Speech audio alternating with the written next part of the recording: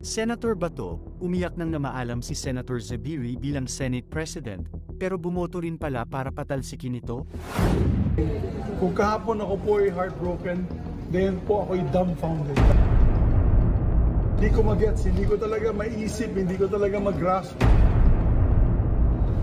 Gulat at nasaktan si former Senate President Mig Zubiri sa pag-amin ni Senator Bato de la Rosa na pumirma siya sa resolusyon para suportahan si Senator Cheese Escudero bilang Senate President. Medyo masakit. Masakit.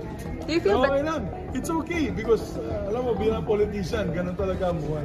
I'm also heartbroken. My heart is really broken. He's a very good leader, Senator Zubiri. I love him very much. I respect him very much. He's a very good leader. Ayon naman sa mga netizens, traidor daw at OA si Senator de la Rosa sa paiyak-iyak nito at pagyakap pa sa asawa ni Senator